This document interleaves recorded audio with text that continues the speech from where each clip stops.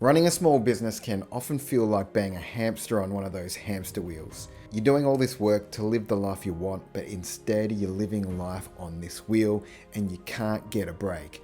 One of those breaks is actually just getting approved for a loan. In this video, I've brought in the big guns, Ethan Rucioch from Rucioch Accounting, to explain why the accountant is key to helping people get a home loan. We're going to discuss how lenders verify your income and how the accountant is crucial in that process. We're going to talk about what you should expect from your accountant in terms of the service and why timing is so important to get the outcomes that you need.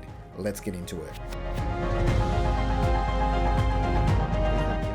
No, Will, thanks for having me. Looking forward to diving into this. Yeah, this is one I don't think a lot of self-employed people would realize is a thing. And I know that because I get them when they want the home loan. But tell us, let's jump in. Why is the accountant so important to get the home loan approval? I think the biggest thing when you're self-employed is the process is different when it comes to what documentation that banks are going to want and your broker's going to ask for. And it's not as straightforward as just providing pay slips. And they're going to want financial data that's going to help verify your income. And who best knows that is going to be your accountant. And especially once you start adding structures, you've got trusts or companies and stuff like that, a lot of people don't necessarily understand how to explain that to someone else. And that's obviously the role of the accountant, to not only be able to help you get the documentation that you need to be able to provide to your broker that's going to hopefully give you your finance approval. It's also to be able to explain at a basic level, I've got X, Y, and Z. This is how they're structured. This is how I actually benefit from these companies or trusts. This is where the income is coming back to me, and you need someone that's going to actually be able to back you up and support you through that process. Yeah, and I guess from the broker's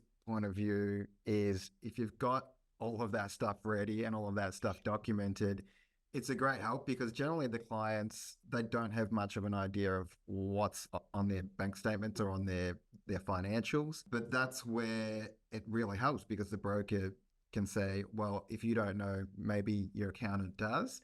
And then we can open up that sort of dialogue. Is that a lot of what you do? Do you hear from mortgage brokers or banks trying to figure out basically someone's income or someone's expenses or trying to verify some numbers? Yeah, it's definitely common questions you get from whether it's the broker directly or whether it's the client saying my broker has asked for this and the bank's asked for this. It's all about trying to work out what are they actually bringing home? How does this all work? And how can they actually explain that? And it's especially important in cases where it's a newer business or they've undergone a restructure, etc. The client might not be very good at verifying that to the broker, explaining how it's actually taking place. So my role is to really work with the broker, work with the bank to kind of go, yes, this is the client's situation, because obviously the end goal for everyone involved is to get a finance application approved. People obviously trying to get finance to get a loan. What a client might have told the broker they earn versus what they actually earn or what their books reflect they earn can be a completely different story. So it's definitely a common thing that I'm dealing with. And unfortunately, a lot of people aren't prepared, which I'm sure we'll get into, but it can either slow down the process or potentially cause the process to come to a screeching halt. Yeah, the preparation was going to be the next thing because it is timely if you're unprepared. A lot of people, especially if they're new, they're maybe new to business the first couple of years and they haven't done much in the accounting side of things. A good place to go is kind of just give the viewers an expectation of the sort of process and timeline it would take. Say if you had nothing done to get your financials up to scratch. Yeah, so it's going to depend on where you're at in that process to getting those documents done. If we have the documents prepared in a perfect case and you go to your broker and they say, can you give me financial statements and tax returns and maybe an ATO portal statement, those things I know, if I know someone's trying to get finance, I can get that back to them within 24 hours. Like, it's all there ready to go. If they haven't got that done, then it's going to depend on where they're actually at. Like, do we still need to do the 2023 financials, for instance? I've still got clients I'm still chasing for that. And I only had a client yesterday that then all of a sudden now needs finance and we still haven't done that process. And we've been chasing them for that information for months now, probably 6 months. And all of a sudden now that's urgent. So the quicker you can realize you need finance, and in an ideal world, you go to get finance and you've already got your financial statements done, because you never know, at times your accountant could be busy. And you might go to them and go, I need financials done. They're like, yep, it's going to be a 3-week wait or a 4-week wait. Hopefully you've got an accountant that will understand the urgency of it and try and fast track that process. And then all the normal things of, have you got the right information they need, etc., to fast track that process, because the quicker you can get those financials done, the quicker they can go to your broker.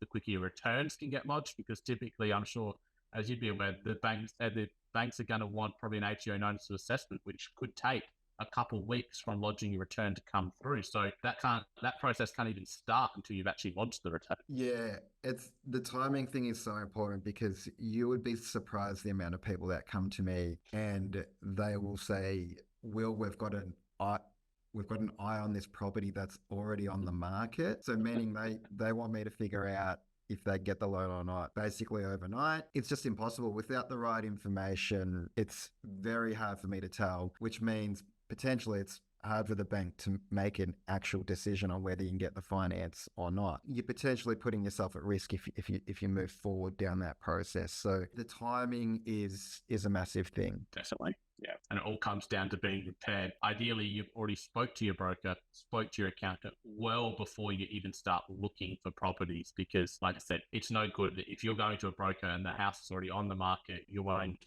put it an offer over the weekend and you haven't even started your financials, there's probably the chance that it's not going to happen in that time period. There's also the thing, if the client's organized and they might say, "Well, I'm looking to buy in 6 months' time," for example, then there's a lot of leeway here because they can work between the broker. Say, for example, they want to buy a house worth X amount. The broker will say, "Well, your income needs to be that for this financial year, needs to be X amount for this financial year. You need to have a chat with your accountant." They're going to give you some feedback on whether, they think that's realistic or not, or maybe there's some things they could do.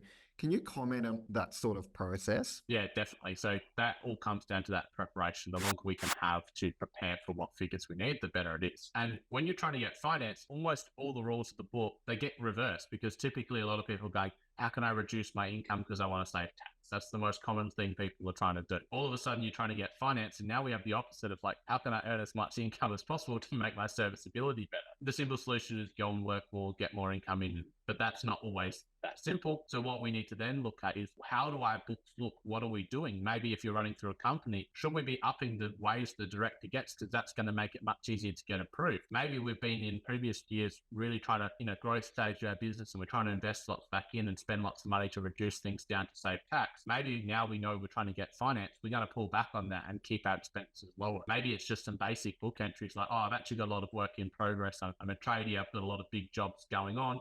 That we're going to bring that work in progress figure in to show that, yep, we are actually doing a lot of work. We haven't been paid for it yet, but this reflects it well. Maybe we've got lots of invoices we haven't sent out that we want to bring forward and get them out to clients because, again, we're trying to make our records look as good as possible. That's going to give us the best chance of serviceability. And this is all the stuff you can work with your accountant. But the more time we've got to do that, the more natural things we can put in place rather than having to scrounge around for the couple options we've got. Instead, that opens up our options. Yeah, 100%. And that's why the back and forth between the accountant and the mortgage broker is really important because from a broker's point of view, there's lots of different lenders out there and every lender has their own specific ways. They don't just have one way. They have several ways in trying to verify self-employed income. So if the accountant is suggesting to do something, a particular thing, which may help, then you go back to the mortgage broker and the mortgage broker will look at it and they might say, "Hey, actually, this is a solution at lender ABC. We can get this deal done." And then obviously you move forward, you found your solution. So that's why, from my point of view, the back and forth is so important because if I just get a set of paperwork, that's all I've got to work off. But by dealing with your accountant, you can make adjustments where reasonable. Yeah, definitely. And